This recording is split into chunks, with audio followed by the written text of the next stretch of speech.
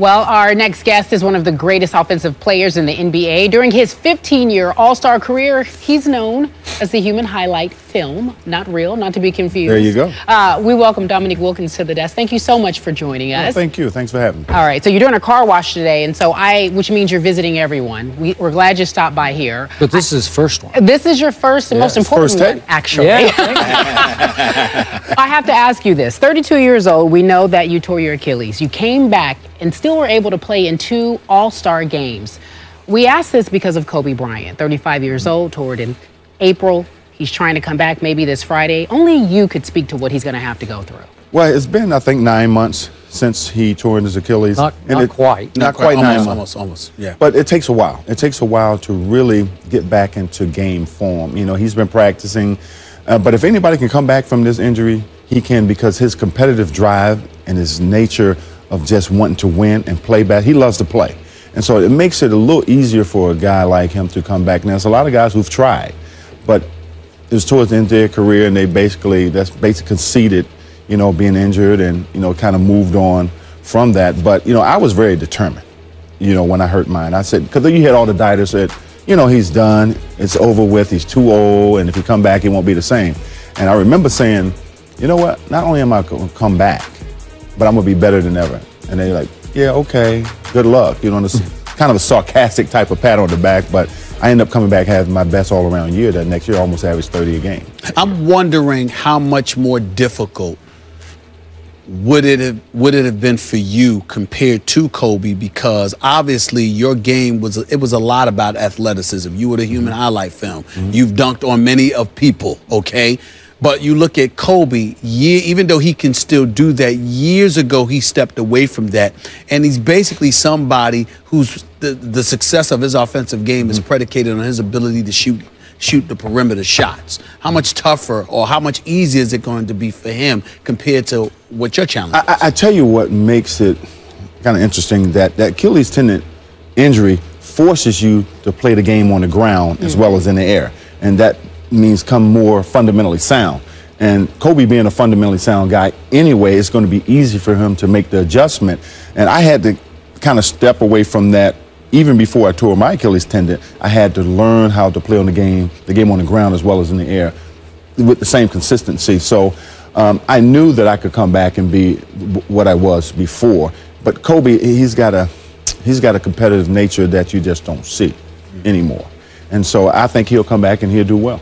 So how hard was it to trust your explosion off that repaired Achilles as far as jumping in, just your quickness? You know what? You had to get it out of your head that if you turn a certain way, if you come down a certain way, you had to get out of your head that you might injure it again. Because I remember going up in a game and I came down real hard and I immediately grabbed my leg, but there was no pain there.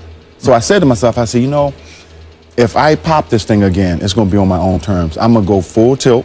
I'm not going to worry about it, and whatever happens, happens. So you got to get the thought out of your mind that you may hurt it again. But the explosion will be there, especially if you really rehab it and you strengthen it like you should. Because my right leg was stronger than my left when I came back. Because Achilles was 3 times thicker. Right. So it was stronger. And I guess that's what I'm wondering about. Is it a situation where you come back and the injured Achilles, I mean, the repaired Achilles, you're actually stronger in that area once it's surgically repaired, or are you weaker forever in that regard? You know what? You're weak in the beginning, but once you start your rehab, it seems like it's going to take a year or 2 to get back because it's a slow process. But once you get past that 3rd or 4th or 5th month, that strength starts to come back and end up being stronger than your other leg. Because I have more problems with my other Achilles than I do with the one that I tore. I have no problems at all, still to this day. I'm going to change the subject. Sure. Is that okay? Yes.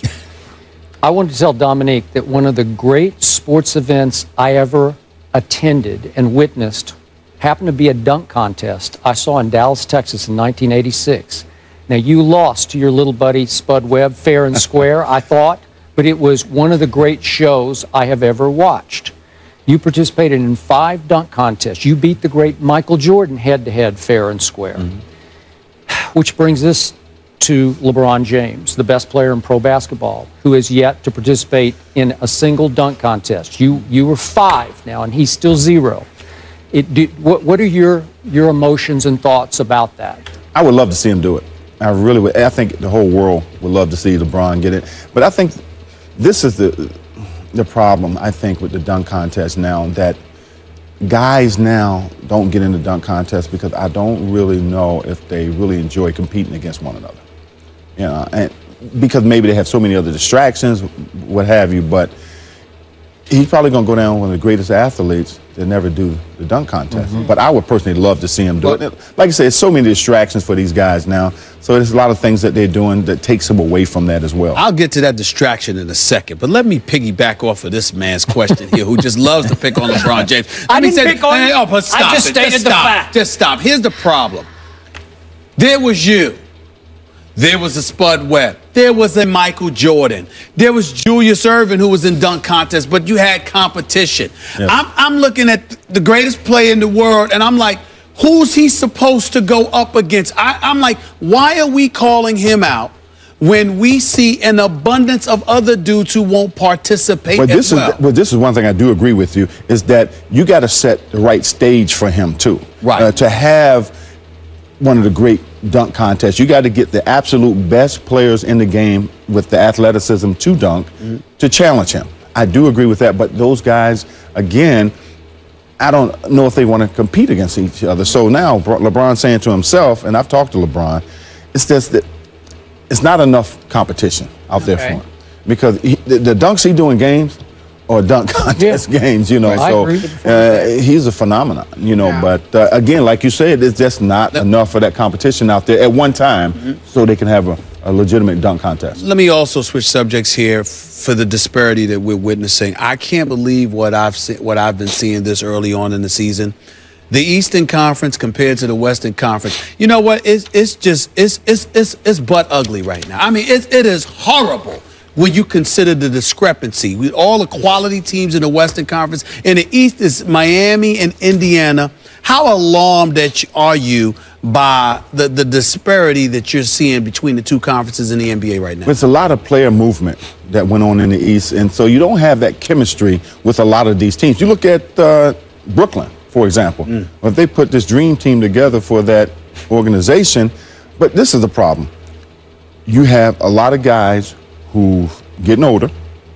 You have guys who hadn't played with one another, so that chemistry it takes a while to build that chemistry. And you got a first-year head coach right off the playing floor, right in that front seat. That's tough. That's tough. That's hard to do. So now they've lost 13 to 14 games.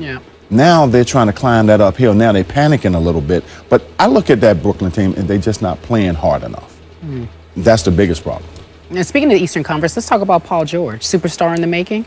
Oh, he's a superstar now. I mean, he is a up-and-coming superstar in this league, and he is putting up incredible numbers. But that team has got a taste of winning last year against Miami. So they saw how close they were, and they say, you know, we can win. So we have to come in with a whole different attitude the next season. They have done just that. That team is a team to be reckoned with this year. And last quick question about your Atlanta Hawks. What's the future? Can you attract free agents to Atlanta? Yeah, I think you can. You know, you go through this restructuring stage a lot of times in our sport, and we are better than a lot of people gave us credit for this year. A lot better. And you saw, if you know, if you saw the game last night against I watched Indiana, I'm sorry, San Antonio. Coach Budenholzer went home. Yeah, they pushed them. They sure did. Pushed them. They played very well. So again, building that chemistry. We got a lot of new guys, so I think we're going to be okay. My concern about Atlanta as a market, first of all, everybody loves to go to Atlanta. Ain't no problem. But they don't want to go there to play basketball. But when it comes to go there to play, it's because it's a mosaic. You've got people migrating to Atlanta, but they still root for the team from the city they departed from. I think the fan base is a question mark for that city, which interferes with players' willingness to come and actually play there. To that you say what? Well, you know, Atlanta's a transient city. You know, a lot of people who live there is not from Atlanta, so they support other teams. That's been that way for a long time. And Atlanta's a city you got to have superstars. It's just the way it is. And so, in saying all that, we still draw pretty well now. But again, there's not a true fan that's in Atlanta. No. So, you know, you see when Boston comes to town or LA or Chicago, I mean, it's crazy. More of their fans. Yeah. Okay, we appreciate you being here. Dominique Wilkins, thanks for joining us. You're welcome back anytime. Oh, I'm coming back. You are? Good. To debate. More debates. All right, coming up next, folks.